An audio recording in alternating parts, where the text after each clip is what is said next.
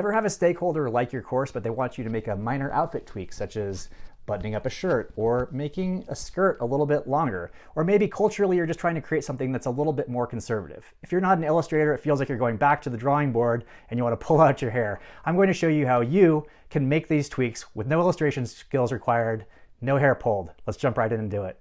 You can grab the free link to this file in the show notes to follow along, but if I were in the eLearning Art library, first I'd go to the business collection of our characters, look for the character that I want, then find the pose within that set. I like this one, so I'll download it as an SVG. So here I am in PowerPoint, and you'll see I have the selection pane open, which will show me all the objects on the screen. This is going to be very helpful as I'm editing. I'm going to go ahead and Control D to duplicate this image, so we have a side-by-side comparison as I'm going. And now I'm going to unlock the power of the SVG file by right-clicking, Group, Ungroup, and saying yes. And you'll see now I have this character is all the different shapes that make her up are going to be editable.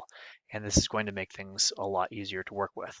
So the next thing I want to do is when I'm trying to make this more conservative, I'm going to bring the neckline up here, and I'm also going to bring the skirt down here.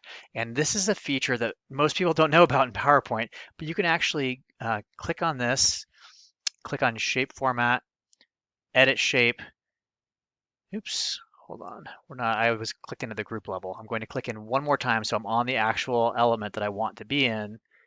Shape Format, Edit Shape, edit points, and now I have complete control of these.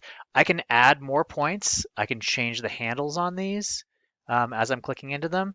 But for my case here, I think what I'm going to do, I'm going to zoom in, and instead of clicking, I can click zoom here. I can also hold control, and then I have a scroll wheel on my mouse. I can scroll in. That's going to be really helpful for me. So the first thing I'm going to do is I'm just going to drag that point up there like so. And it's a V-neck and it's slightly more conservative, but it looks a little weird with that. I could drag the handles, but I can also change by right-clicking. I can change it from a corner point to a smooth point. And now you'll see the handles are a little bit off. Let me bring those to be even. And we're good to go there. I could bring it up a little higher if I wanted to. Yeah, I can tweak the angles a little bit, but I think that's pretty good. And you have full editing capability with the handles in there as well. So let me hold control and zoom back out, and I'm feeling pretty good about that neckline. Now let's do the same thing with the skirt. So the first time I click it, it's going to grab the whole skirt element, right? So that's the whole skirt and body.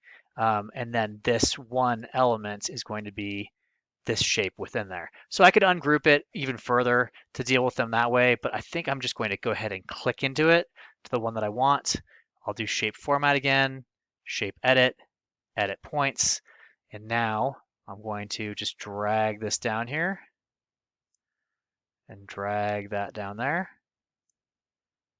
Maybe a little bit further. And I think the angles are pretty good. Again, I could add edit points if I needed to, if I wanted to make it curvy or something like that, I could go in here and add another point. But I'm thinking that that looks pretty darn good. It looks like as I ungrouped it,